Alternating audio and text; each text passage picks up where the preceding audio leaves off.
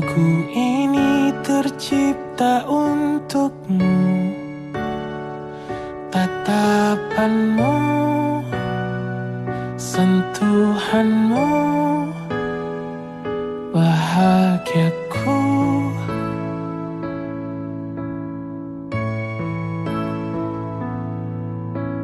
Tuhan telah menjawab doaku.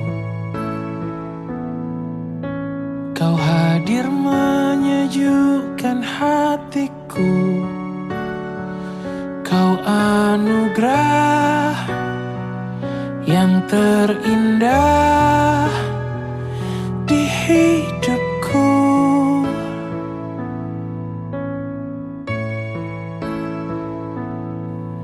Sehatlah kau selalu, bahagialah selalu, bersyukurlah selalu, sayangku.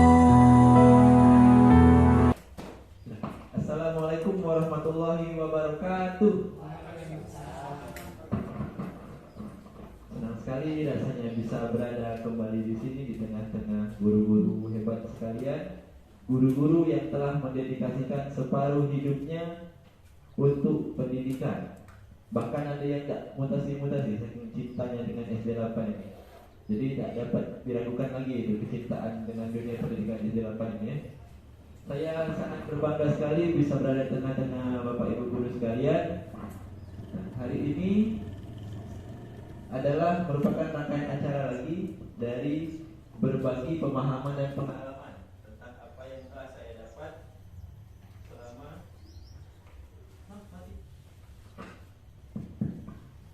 selama mengikuti pendidikan guru penggerak ini. Adapun guru penggerak ini seringkali saya saya ucapkan bahwa ini bukan program pribadi untuk diri saya sendiri, tapi di sini saya membawa nama baik SD 08 Sungai Pinang agar dapat lebih dikenal lebih luas lagi. Nah, jadi terima kasih juga kepada Bapak Pengawas Pak Nazarudin telah menyempatkan waktunya untuk ke sekolah kami tercinta ini. Mohon maaf Pak kalau di sana sini terjadi kekurangan dalam penyambutan, harap dimaklumi Pak ya.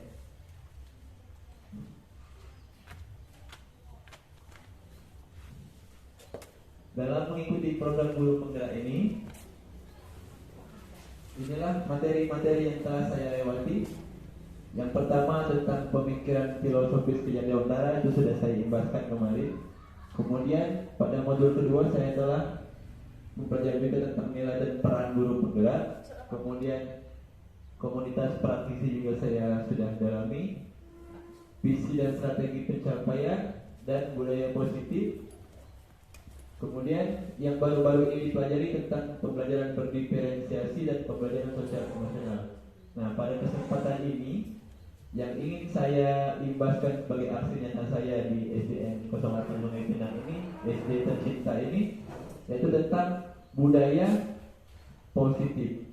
Nah, untuk itu saya minta kerjasamanya, saya minta supportnya dari rekan-rekan guru sekalian untuk mensukseskan acara ini. Sebab acara ini diabadikan, direkam, kemudian nanti akan dijadikan laporan ke pihak penyelenggara. Jadi sama-sama kita menjaga nama baik sekolah kita ini. Jadi supportnya saya mohon berpartisipasi aktif. Nah, adapun kegiatannya ini nantinya akan saya bagi-bagi. Yang pertama itu penyampaian materi seperti ini. Kemudian tanya jawab. Jadi nanti saya akan menyediakan sesi tanya jawab pada setiap sub materinya.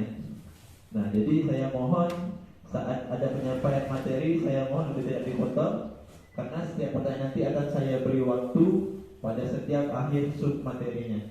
Kemudian di akhir acara nanti kami mintakan kepada Pak Pengawas atau Ibu Kepala Sekolah untuk menyampaikan kesimpulan atau komitmennya terhadap apa yang telah kita sama-sama jalankan di SD 08 Sungai Pinang ini mengenai budaya positif. Kemudian juga di akhirnya nanti kami mintakan kepada ayahanda kami Pak Sarnobi untuk menutup acara nanti agar mendapat keberkahan dari acara ini. Bersedia Pak? Alhamdulillah. Oke. Sekarang sebelum masuk ke acaranya, saya ingin mengajak rekan-rekan guru sekalian untuk flashback atau kembali merenung ke masa lalu, masa-masa sekitar zaman-zaman kita masih sekolah dulu, masih SD, SMP, SMA ya. Nah sekarang coba perhatikan ilustrasi berikut. Renungkan sejenak gambar-gambar ini. Gambar 1, gambar 2, dan gambar 3. Pernahkah di antara kita sekalian ini mengalami apa yang dialami pada gambar tersebut? Yang pertama ini gambar apa Bapak Ibu? Hormat yang bendera. Yang kedua? Setrap. Setrap. Terus yang ketiga? Kena tongkat. Nah biasanya ini kita temui saat-saat kita itu melanggar ya, melanggar hukum, melanggar suatu peraturan di sekolah. Coba ada tidak di sini yang bersedia untuk menceritakan pernah ada pengalaman melanggar waktu sekolah dulu yang masih diingat, masih membekas? Sebagai kita sebagai murid pernah Pak ya? Nah coba Pak. Waktu itu kami banyak kan beromong-omongan waktu itu SMP.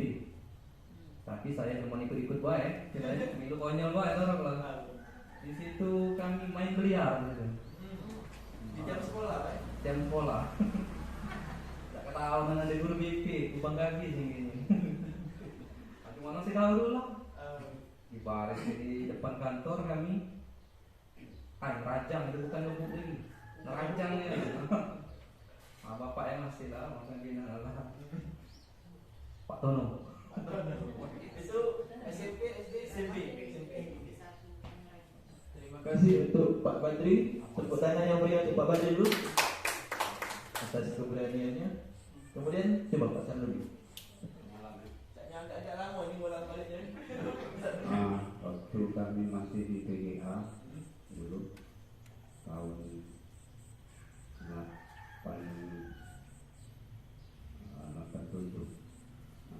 87. Jadi kebetulan waktu itu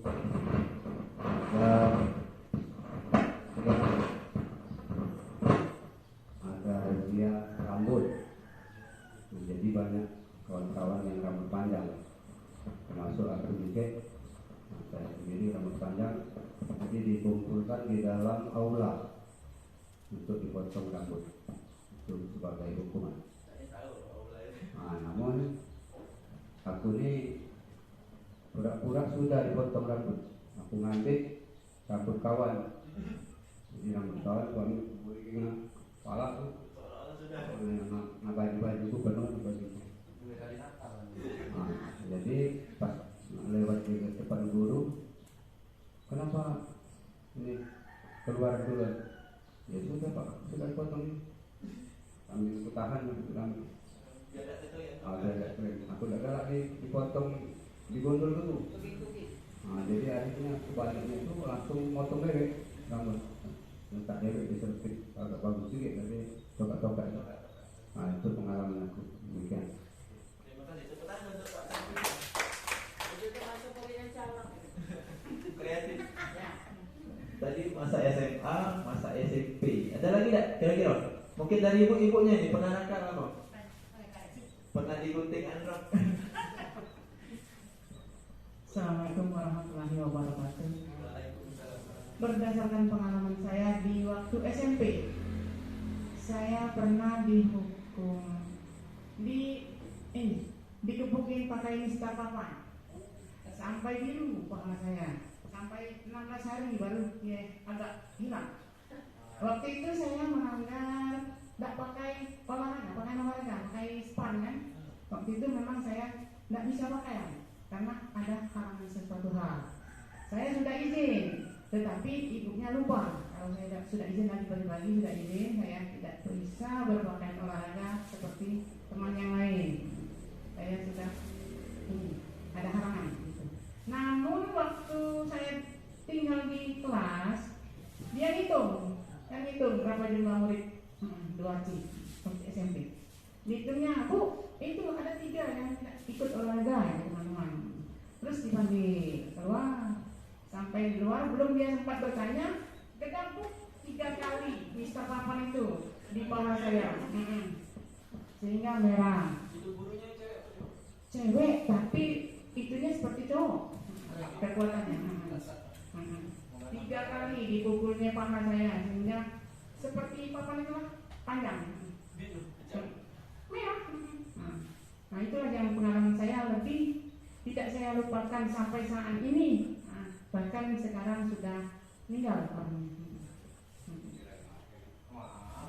Maaf setelah dia meninggal. Sebelum dia meninggal belum, saya masih terlihat dia terasa baru kemarin lah. masih bebukas. Iya masih 16 hari Pak David masih sakit dipegang. Pasti tidak merah lagi. Biru. Mau dokter. Ya, dokter. Belum. Jadi sakit sekali saya. Itulah yang saya alami selama di SMP. Terima kasih untuk Anu untuk Kucing. Jadi luar biasa ya. Ternyata sebelum jadi seperti sekarang ini, kita semua pernah melakukan kesalahan, pernah dihukum juga. Nah, kemudian ada lagi. Nah, apakah dulu masih kecil pernah kena marah? Dimarahi? Atau pernah merasakan benda ini? Biasanya ayah ada itu. Ketahuan paling dulu Pak. Pernah ibu? Ibu? Assalamualaikum warahmatullahi wabarakatuh. Ini pengalaman langsung yang tidak bisa dilupakan tapi lucu. Memang semasa kecil saya ini besar-besar di saudara bapak. Jadi pas bapak pulang dari merantau, suruh saya beli telur bebek untuk buat nasi goreng. Waktu dulu toko ini langka Pak, yang ada cuma toko Wak Zainal Patung, toko Ibu Kur. Nah, waktu itu tangan kanan megang sepeda, tangan kiri megang telur bebek 1. Tidak dikasih kata masa Pak, dulu tuh kalau belinya sedikit, iya, sedang enak-enaknya ngebut naik sepeda, terus ada anak kecil terpaksa Pak gak selamat ini menyelamatkan telur tadi sehingga pecah.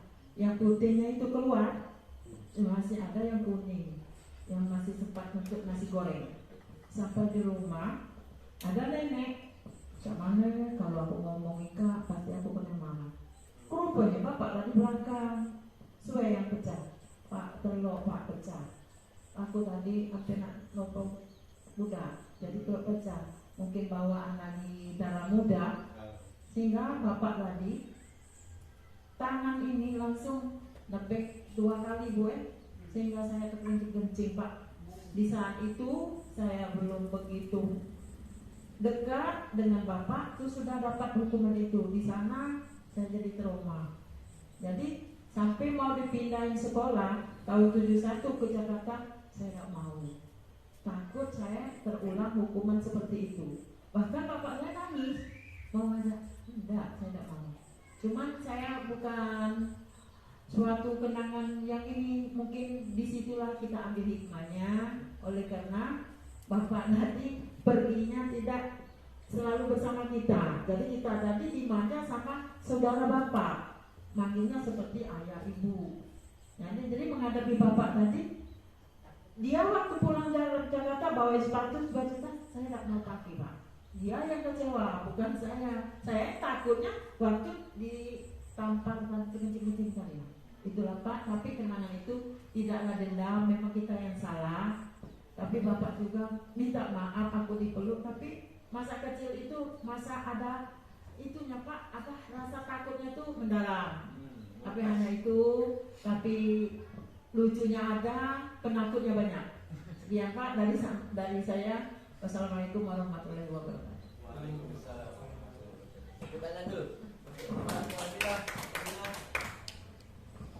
Nah, jadi mungkin Ibu kalau cuma telak tadi itu trauma ya? Teringat, langsung teringat Pak. Telak tabuk mungkin ya. Nah, yang jadi pertanyaan, kisah-kisah kita tadi kan itu sudah berlangsung sangat lama sekali. Mungkin itu puluhan tahun mungkin ya.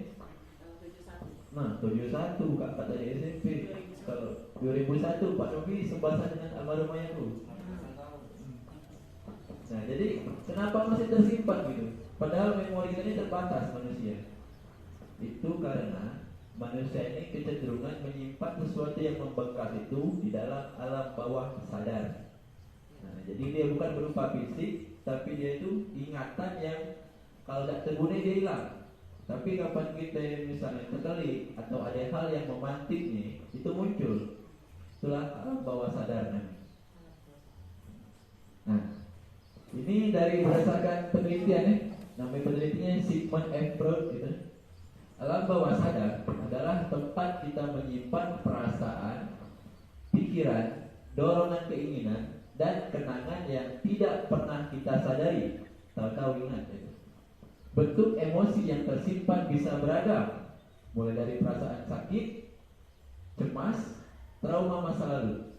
Sadar atau tidak, pikiran alam bawah sadar ini sebenarnya terus mempengaruhi perilaku dan pengalaman kita sebagai manusia. Nah, jadi dia tersimpan tidak sadar, kita teringat karena memang berkesan ya benar dalam hati. Tahu-tahu ingat, tahu-tahu keluar lagi ya. Nah, untuk lebih mendalaminya lagi, perhatikan video berikut.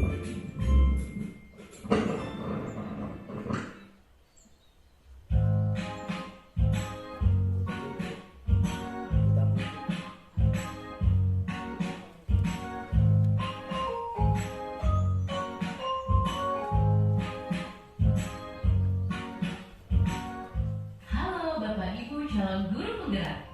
Video ini berisi tentang diagram identitas gunung es yang menjelaskan konsep penumbuhan karakter.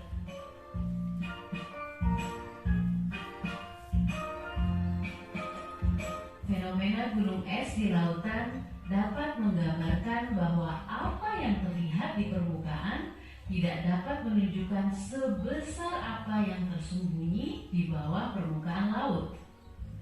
Gunung es mengajarkan bahwa kita tidak cukup hanya mempertimbangkan sesuatu dari apa yang terlihat di permukaan saja. Fenomena gunung es ini akan kita gunakan untuk mengumpamakan bagaimana proses perubahan perilaku dan penumbuhan karakter manusia terjadi. Bagian gunung es yang terlihat di permukaan air sebanyak-banyaknya hanya sebesar 12%. Bagian itu adalah bagian karakter yang dapat terlihat oleh orang lain dan disadari oleh diri sendiri. Sisanya sebesar 88% berada di bawah sadar, berada di dalam diri masing-masing orang. Perlu usaha tersendiri untuk melihatnya, apalagi mengubahnya. Di bawah permukaan laut, sebagai bagian terbesar gunung es, ada dalam diri tiap manusia. Di sana diumpamakan ada sebuah kotak hitam yang berisi nilai-nilai, kepercayaan, pola pikir, soft skills yang kesemuanya mendasari bagaimana seseorang berperilaku. Kotak hitam ini adalah identitas hakiki, identitas sebenarnya dari diri seorang manusia tersembunyi. Jadi, karakter yang dapat kita lihat atau yang terlihat dari seseorang sesungguhnya didasari oleh perilaku-perilaku yang berulang telah ia lakukan sehingga akhirnya menjadi kebiasaan-kebiasaan. Kemudian kebiasaan-kebiasaan itu secara kumulatif menjadi gambaran umum karakter seseorang. Fenomena gunung es ini juga turut menggambarkan lingkungan di mana karakter bertumbuh. Ada bagian es yang muncul di permukaan yang menggambarkan lingkungan yang terlihat, kasat mata, bersifat fisik, dan dapat disadari. Ada pula bagian es yang berada di bawah permukaan yang menggambarkan lingkungan yang tidak terlihat, tidak kasat mata, bersifat psikis, dan tidak begitu saja mudah untuk disadari. Dua lingkungan itulah yang mempengaruhi karakter seseorang dan perlu kita maksimalkan pengaruhnya dalam menumbuhkan karakter seorang manusia. Dalam menumbuhkan karakter, kedua lingkungan tersebut dapat kita sederhanakan sebagai pengkondisian dan pembiasaan, baik pada lingkungan fisik maupun psikis, baik secara eksplisit maupun implisit. Ada dua jalan utama dalam melakukan pengkondisian dan pembiasaan untuk menumbuhkan perilaku dan kebiasaan yang positif maupun yang negatif, yaitu lewat jalan keteladanan dan lewat jalan sistem atau aturan. Komitmen untuk melangkah melalui dua jalan utama itulah yang perlu dilakukan secara konsisten agar efektivitas pengaruh lingkungan pada apa yang ada di dalam kotak hitam identitas terus meningkat, mempengaruhi perilaku demi perilaku, hingga akhirnya bertumbuh menjadi karakter yang baik. Selamat belajar mengelola proses perubahan perilaku. Selamat menumbuhkan karakter baik.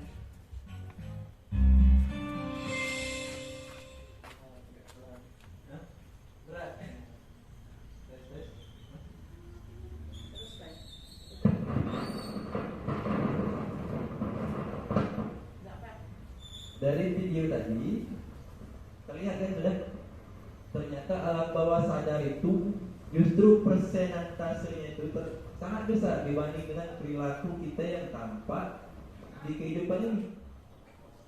Kita tidak baca nilai misalnya seseorang itu misalnya tidak Swiss, ngomong Swiss, misalnya Swiss periang, kalau ngomong pokoknya dari ujung kelas itu sampai kantor itu kedengaran. Kita tidak baca itu nak nilai di bawah dia itu memang periang, tidak mudah marah, misalnya selalu menyenangkan. Mungkin dalam lubuk hati yang paling dalam itu orangnya lembut, terus juga mudah tersinggung. Kan siapa tahu dari soalnya yang tampak tadi cuma 12%, 88%-nya tadi KTM tahu. Itu pun tidak sadar. Nah, Pak Sob kita lihat cool, adem, tidak banyak ngomong, mudah tertawa ya. Mungkin dalam alam bawah sadarnya itu termasuk orang yang mudah marah. Saya tahu, soalnya dalam alam bawah sadar 88% mayoritas tersimpan di situ. Nah sekarang apa yang dapat kita ambil dari video tadi? Alam bawah sadar tadi itu dibentuk oleh apa ya? Masih ada dari video tadi? Nah tadi rumuskannya, pengalaman ditambah nilai dalam diri, ditambah keteladanan, tambah pembiasaan, insya Allah jadi perilaku. Sekarang kalau kita tarik keterkaitannya antara yang tadi dijelaskan dengan peran kita sebagai guru, taruhlah anak nilai dalam dirinya ini didapat dari mana? Dari sekolah dikit ya, kebanyakan dari uang kuliah. Misalnya kita tunjuk pengalaman yang di sekolah juga, kena marah terus, kena hukum terus, saat dia buat salah dikit, tombol marahi.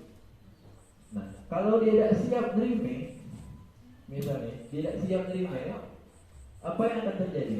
Maka perilakunya itu bakal tidak sesuai lagi. Akan timbul benih dendam malah, yang nantinya akan membahayakan itu kalau terus dibukukan. Nah, mungkin kita angkatan 80-an, 90-an itu terbiasa dengan yang namanya hukuman fisik. Ada yang ngomong misalnya, zaman dulu kami disempat terus, berhasil kali yang jadi uang. Ada yang namanya, ada kami militer berhasil kali jadi uang. Memang tegas memang ini. Tapi yang perlu kita ingat, manusia itu terlahir untuk zamannya masing-masing. Tidak setiap orang dapat dikenakan hukuman untuk berubah. Nah, mungkin kalau bucin tadi dia dihukum, dia pacak belajar dari kesalahannya, tidak mengulangi lagi. Kalau zaman sekarang BCA itu kan BALAK, balak.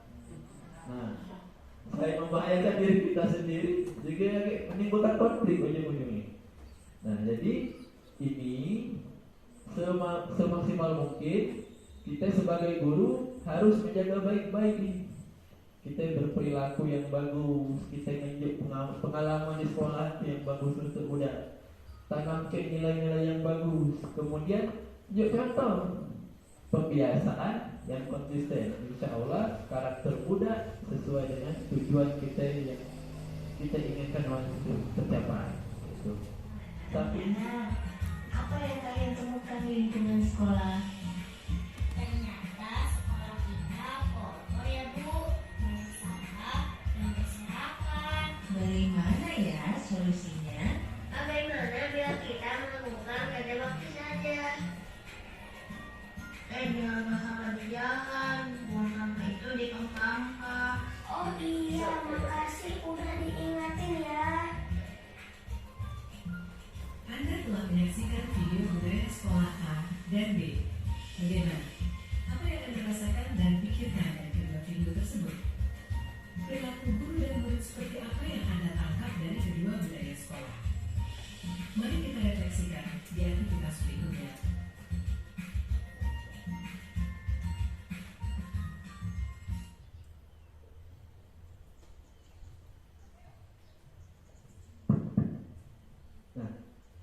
siapa yang nak merangkum tadi video A dan video B tadi sekolah A?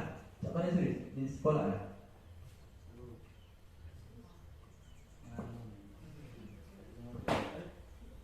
Kalau menurut aku di sekolah itu gurunya terlalu cuek,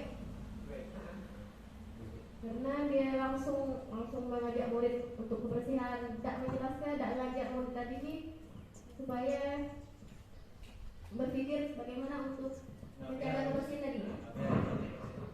Kalau di sekolah B bagus, gurunya berpikirnya supaya bagaimana cara mengikuti tadi supaya di sekolahan, di lingkungan biar terjaga menjadi bersih.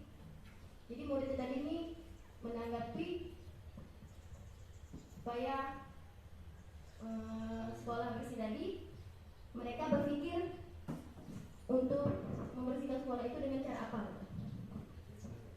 Tepuk tangan untuk penulis. Agak gugup, tapi bagus jawabannya. Memang seperti itu. Jadi sekolah A tadi gurunya cuma anak-anak besok kebersihan. Siapa yang bersih dapat sesuatu dari ibu. Diiming-imingi itu.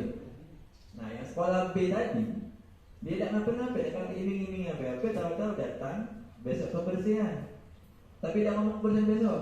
Kita keliling dulu sekolah kita nih, keliling kelas misalnya. Nah, dia tinggalin dulu.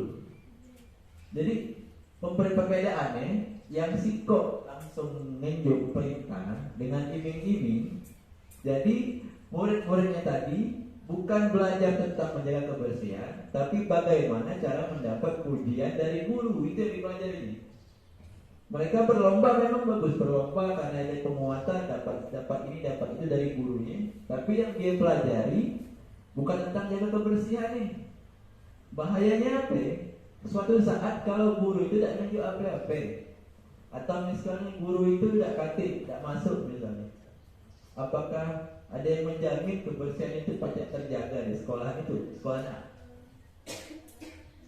Tidak akan terjadi. Karena apa? Karena yang dia pelajari tadi, murid-murid sekolah A tadi, dia belajar bagaimana cara mendapatkan pujian dari guru, bukan menjaga kebersihan. Nah, tapi kalau di sekolah B tadi, tanpa iming-iming, diajaknya anak berkeliling dulu di sekolahan itu, sampai anak tuh pacak paham. Oh, tidak bagus kelasku ini ternyata dari luar. Bungkus kalau bungkus permen di depan kelasku juga pasti kali. Jadi mereka belajar kan, tidak bagus ternyata. Nah, dari itu mereka belajar. Kemudian tergerak dewek tadi itu untuk urus kebersihan, karena menganggap kebersihan itu penting, apalagi untuk kelas dewek. Nah, itulah kuncinya. Jadi budaya positif itu adalah bagaimana di sekolah itu belajar arti pentingnya menegakkan nilai-nilai kebaikan di sekolah itu untuk diri mereka sendiri sebenarnya. Bukan karena untuk mendapatkan apa, iming-iming apa, tapi tidak. Bagaimana dia belajar dari setiap kegiatan bahwa nilai-nilai kebaikan itu penting untuk diterapkan. Nah, pertanyaannya, how to create? Bagaimana menciptakan? Tak tahu yang lain. Itu aja. Jadi bagaimana menciptakan budaya positif di sekolah? Itu pertanyaan yang besar. Tujuan kita ya, cak mana caranya menciptakan budaya positif di kelas. Itu mimpi kita sama-sama mungkin. Mungkin sesungai Pinang ini, seorganik ini belum ada, tapi yang mengarah ke sana sudah ada mungkin. Nah, jadi yang pertama itu perubahan paradigma. Paradigma itu perubahan pola pikir, cara pandang. Jadi untuk melihat sesuatu yang baru, kita harus melepaskan kacamata lama dulu. Tahu kacamata? Kalau hitam, kalau ngelihat warnanya abang, hitam tambah abang jadi warna apa? Merah marun. Nah, kalau kacamatanya koneng, ngelihat warna biru jadi hijau, ungu. Nah, tapi kalau kita merubah paradigma itu harus open minded, dibuka dulu. Kita harus pelong nih, ada kata apa-apa, kita buka sampai-sampai kita lensa normal dulu, putih, bening. Jadi kalau kita ngalik pemahaman baru harus ditelik dulu. Karena ini berdasarkan pendapat Stephen R. Covey dalam Principles Centered Leadership tahun 1991, bila kita ingin membuat kemajuan perlahan, sedikit-sedikit ubahlah sikap atau perilaku Anda.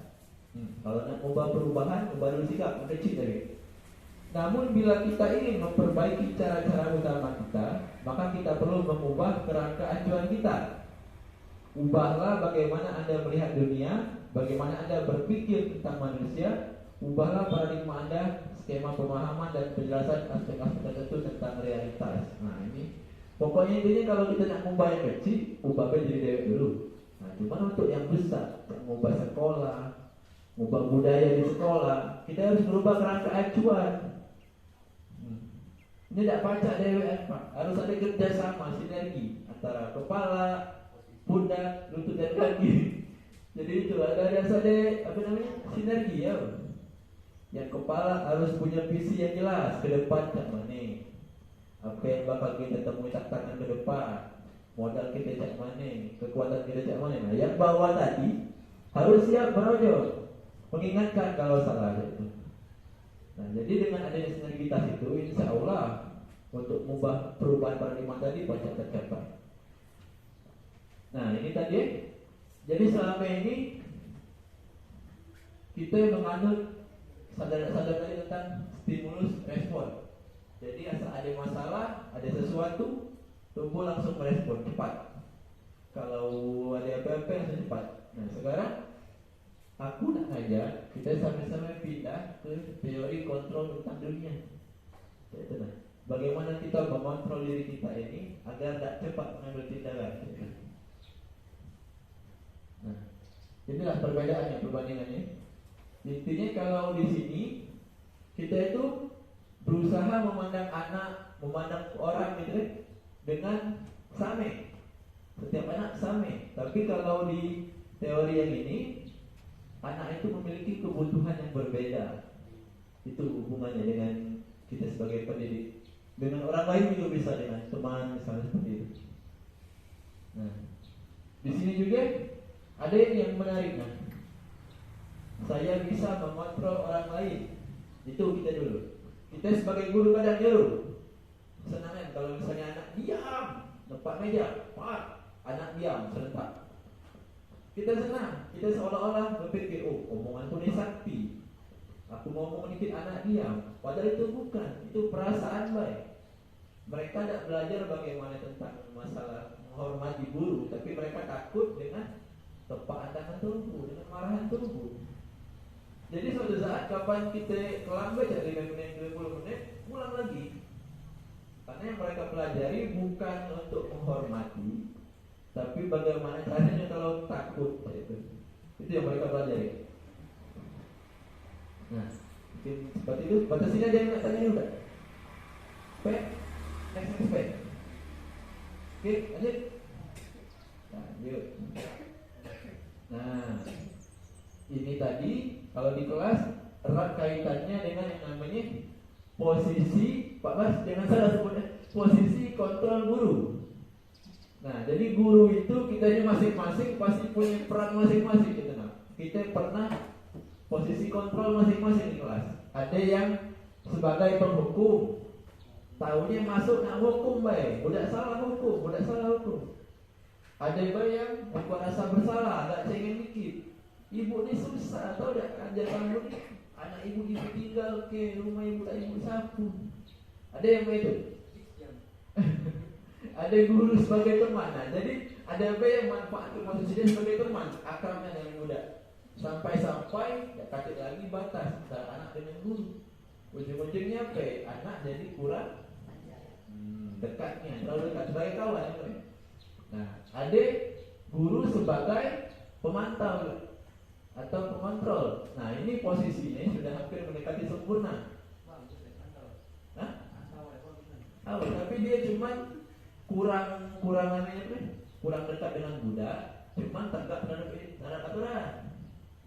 Nah, itu sudah hampir sempurna dalam tiba-tiba. Nah, kemudian yang paling bagus itu adalah guru sebagai manajer. Cak mana dia bersikap sebagai kawan, dia tahu timing yang tepat sebagai pemantau, sebagai pengontrol, sebagai penghukum. Nah, jadi tujuan kita sama-sama untuk mencapai posisi ini. Nah, ini perbedaannya. Biasanya guru penghukum marah, nyakiti, mengkritik. Nah, ini perkataan biasanya. Kalau kamu, nah biasanya itu. Akibatnya murid tidak peduli dengan gurunya atau tugas sekolahnya. Serba masa bodoh. Gurunya marah baik, tak sempat ngomong apa-apa tahunya marah. Nah, ini tidak bagus. Nah, yang kita pengen tujuan ini. Guru sebagai manajer, bagaimana kita menempatkan posisi sebagai kawan yang tepat, kemudian tapi tetap menegakkan aturan. Untuk lebih jelas, video lagi. Tenang baik, cepat nih.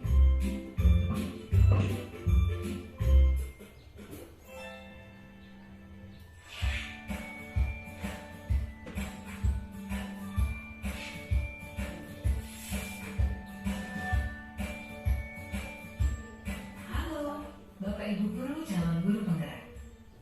Video ini akan menampilkan 5 adegan interaksi guru dan murid. Silakan menonton dan merefleksikannya.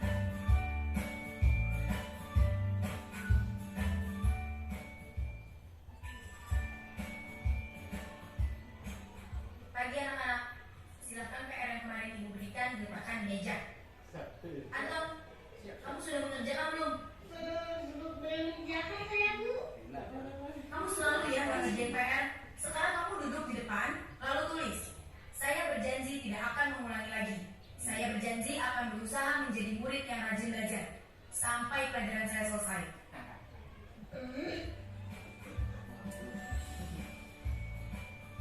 Pagi anak-anak, hari ini ada tugas ya. Ada yang belum mengerjakan? Anton, kamu sudah mengerjakan? Belum, Pak. Kamu nggak ngerjain tugas ya? Kamu mau jadi apa nanti? Kamu lihat sekolahnya sih. Bayangkan orang tuamu betapa kecewanya sama kamu. Kamu itu sudah kelas 5. Harusnya bertanggung jawab sama dirimu sendiri. Maaf, Bu, saya terlambat. Ya udah, nanti jangan diulangi lagi ya. Kalau kamu rajin, ibu senang lihatnya. Ya, hati-hati tepat waktu ya masuknya. Tas dulu dong. Kita kan teman. Wah, jadi kurang terus lagi. Apa ya?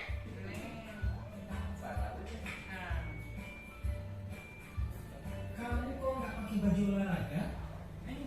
Bapak catat, kamu sudah 3 kali loh nggak ikut olahraga bulan ini.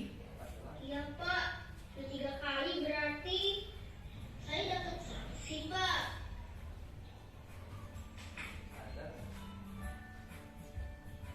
Ini, Bu, saya mengumpulkan tugas.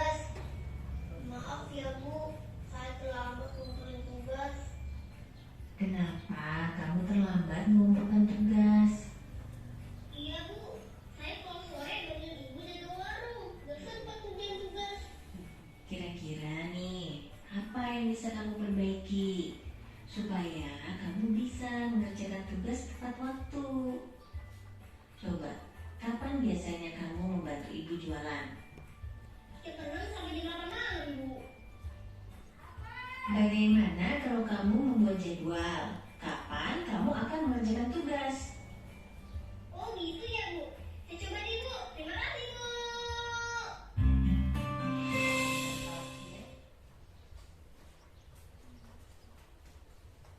Banyak bedanya. Nah, jadi yang nak kita tuju itu sebagai manajer.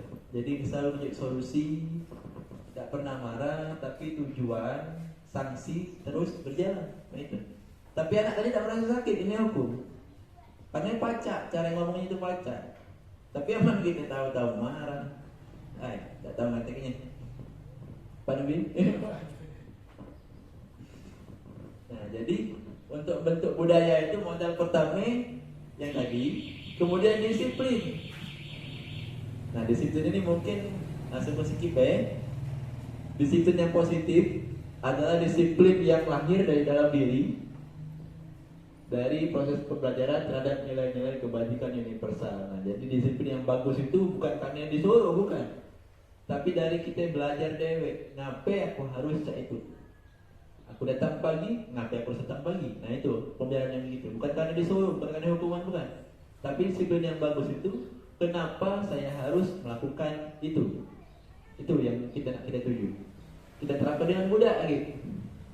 Budak harus disiplin, cuman budak harus belajar juga kenapa dia harus melakukan itu. Jadi bukan karena kita marah-marah, dia takut, dia berbuat bagus, tapi tidak. Tapi dia harus belajar bagaimana cara untuk dari kegiatan itu. Teori.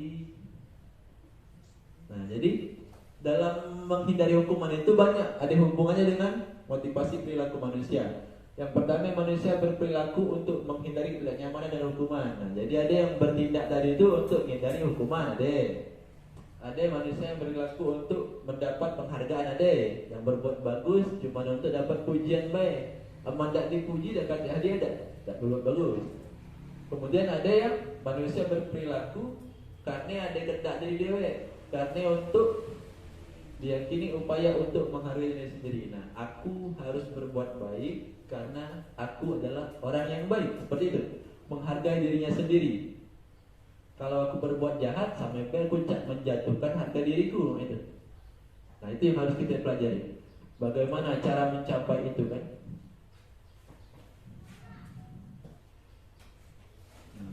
Jadi disiplin positif itu selalu melihat kesalahan adalah kesempatan anak untuk belajar. Bukan kesalahan sesuatu yang dihindari, bukan. Tapi itu peluang untuk anak dapat belajar dari kesalahannya. Mengedepankan konsekuensi daripada hukuman. Nah, berikutnya ada perbedaan. Kalau hukuman biasanya kita terapkan langsung. Kata hubungan dengan kesalahan budak. Misalnya budak tadi itu terlambat, kita hukum dengan kita tetak rambut, kan tak nyambung. Nah, itulah hukuman. Kita nunjuk sesuatu berdasarkan apa yang dia tidak lakukan. Dia memang melanggar, tapi yang kita keluarkan tadi tidak sesuai. Misalnya dia datang tak kawin ke PR, tapi yang kita hukum misalnya kita potong celananya dikit misalnya, itu tidak masuk. Nah, jadi kita harus mengedepankan namanya konsekuensi yang berhubungan. Misalnya dia tidak mau topi pas upacara, nah dia harus latihan baris berbaris misalnya. Sebelum ini minggu depan harus jadi petugas. Nah, itu konsekuensi. Masih berhubungan dengan kesalahan yang diperbuatnya. Nah, ya, jadi setiap anak itu berbuat salah itu karena ada ini. Dia ada memenuhi kebutuhan dasarnya. Ada anak itu yang minta Allah menyentuh cinta dan kasih sayang. Dia pengen diperhatikan. Ada juga dia nak melawan, dia nak menguasai. Ada anak yang kayak itu. Ada anak yang nak bebas, tak galak dilarang, ada. Terus ada anak yang berbuat untuk senang-senang baik. Kadang ditanya, kenapa kau ini nyoret-nyoret buku kawan sebelah kau? Tidak kata, Mak, aku senang baik.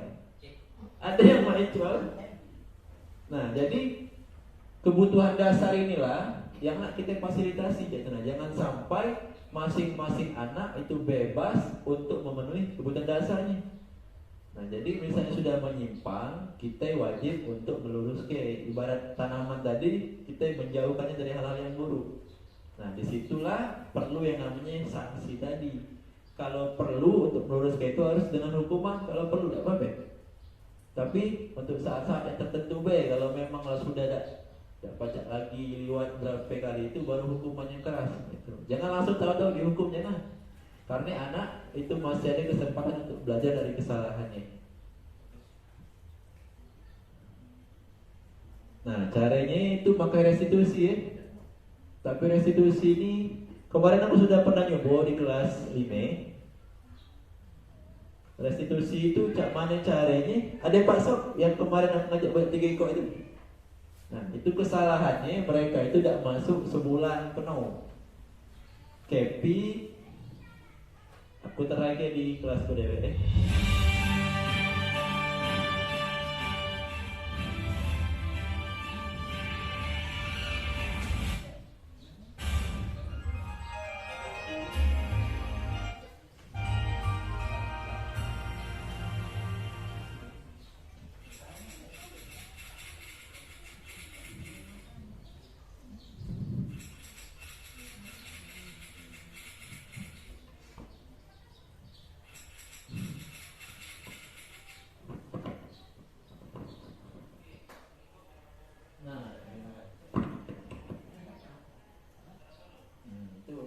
Yang pernah aku lakukan di kelasku. Jadi asal ada masalah, jangan langsung dihukum budak.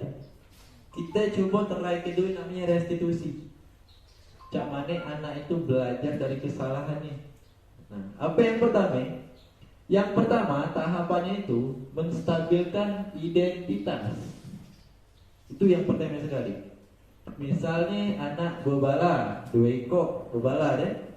Nah, jangan langsung dimarahi saat itulah, jangan. Kita netralkan dulu emosi budak 2 ekor itu. Nah, karena sebagus-bagus nasihat, kalau kita kasih kepada orang yang sedang emosinya tidak stabil, tidak masuk. Pasti tidak masuk. Karena jiwa itu jiwa yang netral, yang tidak terima nasihat. Kita netral dulu dengan cak mana caranya, kita ajak berkesan. Kita jangan posisi kiri salah dulu kalau dia bala duit. Bapak dulu pernah juga bebala. Nah, sampai aja ngomong itu. Karena setiap orang itu pernah berbuat salah. Nah, kita ajak dia itu bukan yang dewean yang berbuat salah tuh, tapi setiap orang pernah berbuat kesalahan. Dengan bisa netral kerja itu, kita baru pacak masuk ke tahap nomor 2. 4 ditanya. Nah, P. Nah, 4 itu. Kita netral dulu, mereka tidak salah, kita posisi kemana itu kan. Nah, apa ditanya? Nah, P. Nah, setelah mereka terbuka sebagai posisi control manager tadi itu, baru kita nanya ke keyakinannya. Kenapa? Kamu tidak seharusnya cak itu. Awak pintar. Nah, itu. Dan jadi mereka tadi bukan seseorang yang disalahkan, bukan jatuhnya, tapi mereka belajar dari kesalahannya. Karena mereka diperlakukan dengan bagus, tidak langsung kena marah.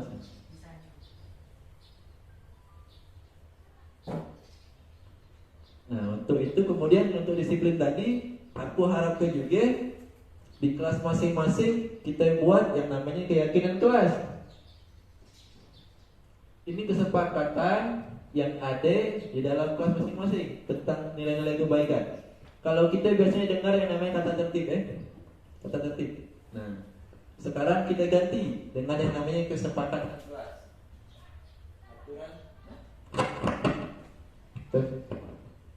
Nah, jadi kita ajak ngobrol dulu muda. Kira-kira cak mana kelas yang kamu pengen? Pembelajaran yang cak mana yang kamu harapkan? Itu kamu ajak ngobrol sama itu. Agak keluar dari dia. Ini juga sudah aku terapkan di kelas 5. Nah, berikut contoh-contohnya. Nah, jadi dengan pertanyaan-pertanyaan yang sederhana dulu. Perilaku terpuji apa ya kira-kira kamu anggap bagus di kelas kita? Nah, itu. Nah, kamu catat, kamu buat. Mereka pasti nih Bagi keluar juga nilai yang mereka yakini, misalnya tanggung jawab, disiplin, gitu. Nah untuk nyusunnya ikat video, mungkin video terakhir. Nah sebelum kita menginjaknya, cara membuat keyakinan kelas ya. Halo, Bapak Ibu calon guru penggerak. Video ini akan menampilkan 6 panduan yang dapat diterapkan dalam menyusun kesepakatan kelas. Mari kita simak bersama. Izinkan murid untuk menyampaikan masalah yang dihadapi saat ia berada di kelas dan harapan kelas yang membuatnya nyaman. Hal ini bisa dilakukan secara individu, berkelompok, atau dari survei kelas. Seperti apa kelas impianmu? Ceritakan kelas impianmu. Bagaimana kondisi kelas, lingkunganmu, dan guru impianmu? Bertanyalah harapan tentang kelas. Apa yang murid harapkan tentang kondisi kelas, tentang gurunya, dan teman-teman di kelas. Kemudian tulis hasil diskusi tersebut di papan atau dalam poster. Hal ini memberi kesempatan murid dilibatkan dalam mengatur kelas. Cara ini menjadi lebih efektif dibandingkan hanya memberitahukan hal apa saja yang dilarang dilakukan. Menurut kalian, apa yang harus kita semua lakukan untuk mencapai kelas impian kita? Lakukan diskusi untuk mendapatkan umpan balik dari murid. Perjelas tentang kesepakatan kelas. Penting jika kesepakatan kelas berisi aturan yang murid percaya dan bisa dilakukan, baik sebagai individu maupun dalam kelompok. Pastikan bahwa semua daftar memang diperlukan dalam proses belajar mengajar. Jika ada yang terlewati, panggil murid untuk menambahkan tujuan lain yang terlupakan atau menghapus tujuan yang tidak utama. Buatlah poster atau tabel yang menampilkan kesepakatan kelas yang disetujui di akhir. Kesepakatan kelas dibuat dapat berupa panduan tingkah laku, berupa kata yang positif. Misalnya, jangan berlari, berubah menjadi berjalan dengan hati-hati. Hindari kata jangan dan dilarang. Pada poin pertama, murid sepakat saling mendengarkan antara guru dan murid. Guru bisa menuliskan berupa gambaran tingkah laku yang diharapkan dari kesepakatan. Misalnya, kami, guru dan murid yang saling menyayangi. Buatlah penekanan pada sifat positif dalam kesepakatan kelas tersebut, yaitu saling menyayangi. Pada poin kedua, murid sepakat. Murid aktif dan semangat saat belajar. Guru bisa menuliskan berupa gambaran tingkah laku yang diharapkan dari kesepakatan. Misalnya, kami murid yang semangat belajar. Buatlah penekanan pada sifat positif dalam kesepakatan kelas tersebut, yaitu semangat. Pada poin ketiga, murid sepakat saling membantu jika ada yang mengalami kesulitan. Guru bisa menuliskan berupa gambaran tingkah laku yang diharapkan dari kesepakatan. Misalnya, kami murid yang peduli dengan teman-teman. Buatlah penekanan pada sifat positif dalam kesepakatan kelas tersebut, yaitu peduli. Pastikan jumlah poin kesepakatan kelas tidak terlalu banyak, sehingga mudah dipahami dan dilakukan murid. Untuk menciptakan rasa memiliki, beri waktu bagi semua murid untuk menandatangani atau memberi nama ataupun tanda pada poster kontrak kesepakatan. Guru juga perlu memberikan tanda tangan.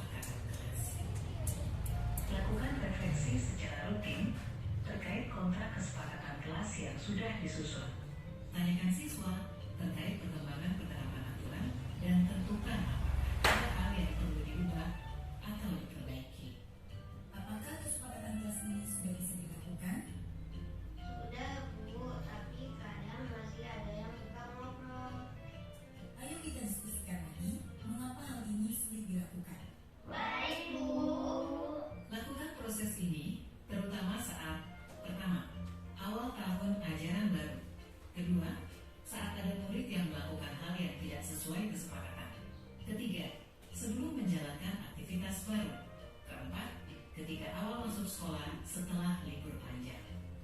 Proses ini tidak akan pernah berhenti dan akan selalu dikembangkan. Seperti proses belajar yang terus berlangsung selama kita hidup. Semangat mencoba!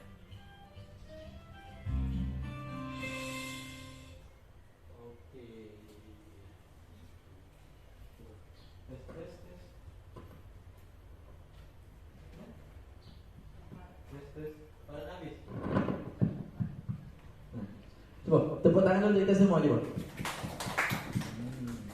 Kita telah sampai ke penghujung acara ya. Jadi tadi terakhir keyakinan kelas. Nah, itulah. Jadi apa kesimpulannya dari pertemuan kita pada pagi hari ini? Untuk membentuk suatu budaya positif yang kita perlukan, yang pertama apa? Mengubah cara pandang kita, memperbaiki diri kita, mengubah posisi kontrol dalam diri kita sebagai guru. Kemudian juga untuk menciptakan itu kita perlu menciptakan namanya budaya disiplin positif. Disiplin yang bagaimana caranya itu bisa datang dewe. Jangan karena dia apa-apa. Bagaimana anak belajar dari kesalahannya.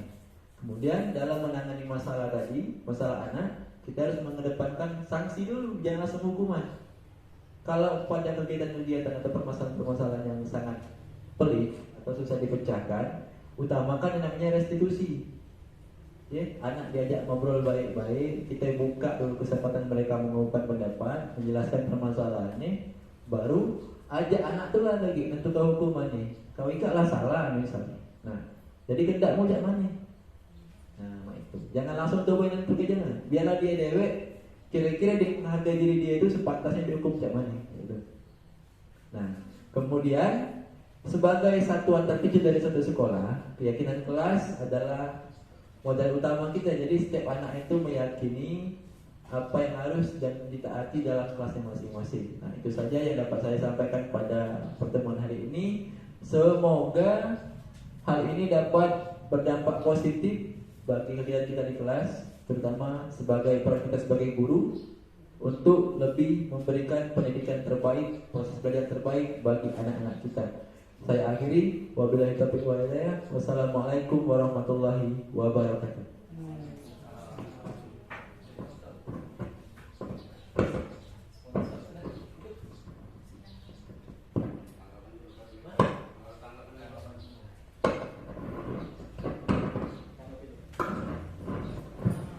Terima kasih. Kami bukan menanggapi, ingin menyimpulkan bahwasanya apa yang telah ditayangkan tadi berkaitan guru, murid, dan karakter.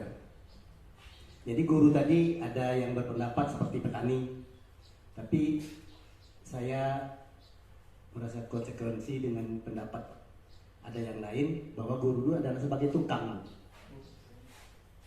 Sebagai tukang itu merubah dari yang tidak baik menjadi baik, ya, yang dari belum bisa menjadi bisa. Itu sifat. Ini pernah terjadi itu tahun 2001. Kami tes kepala sekolah.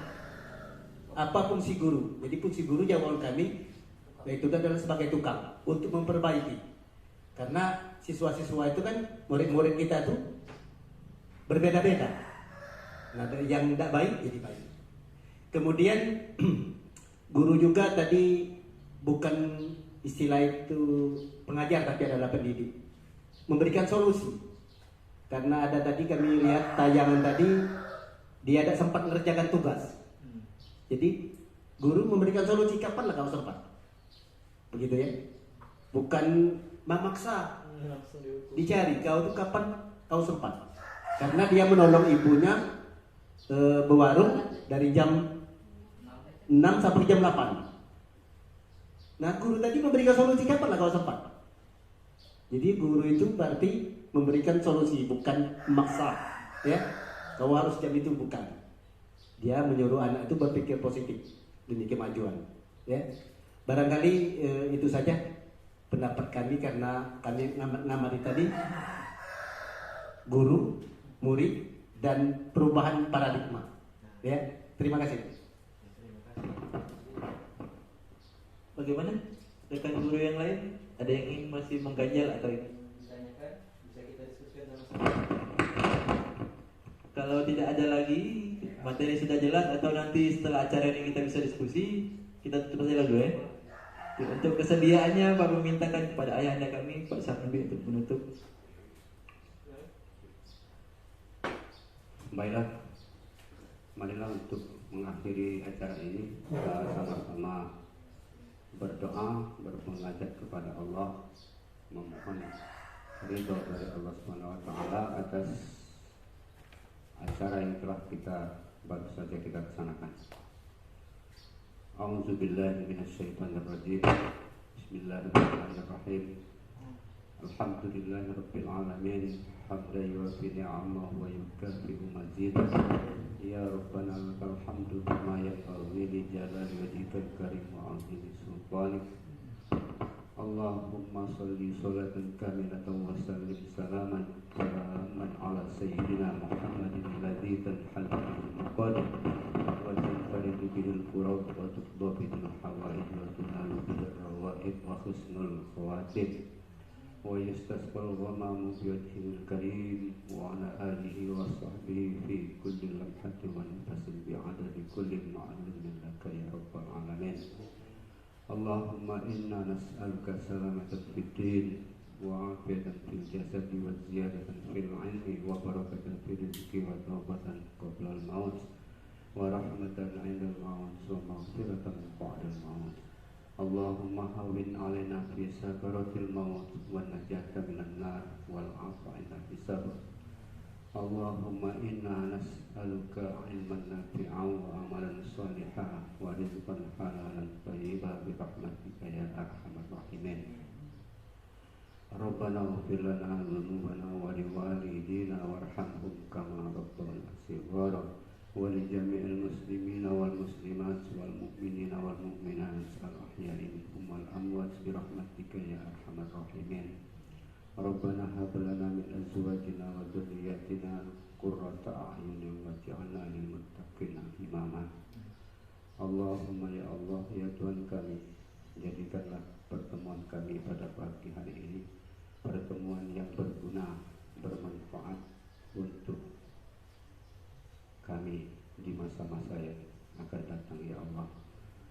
Dan ya Allah, satukanlah hati kami, personil-personil, guru-guru, kepala sekolah di SD kami ini saling menghormati dan saling menghargai agar kami dapat melaksanakan tugas-tugas kami dengan cerah dan menyenangkan ya Allah.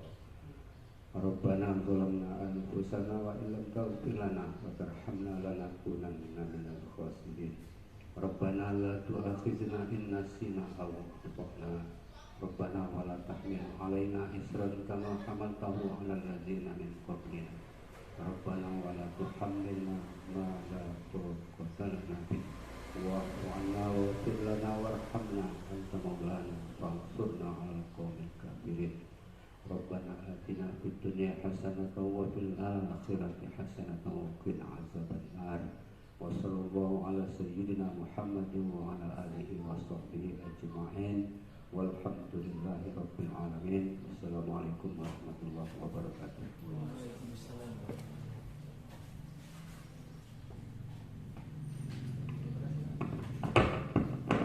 Amin amin amin ya rabbal alamin ya Allah. Dengan berakhirnya doa tadi, maka berakhir pula rangkaian acara kita pada pagi hari ini. Saya selaku pembawa acara sekaligus pemateri mengucapkan banyak-banyak mohon maaf ribuan mungkin kalau ada kata-kata saya yang salah, mungkin menyinggung atau segala macam. Itu intinya murni kesalahan saya tanpa ada suatu niat apapun, dan kepada Allah saya mohon ampun. Akhir kata, jika ada sumur di ladang, bolehlah kita menumpang mandi. Kalau ada umur yang panjang, bolehlah kita mandi lagi. Akhirul kalam, assalamualaikum warahmatullahi wabarakatuh.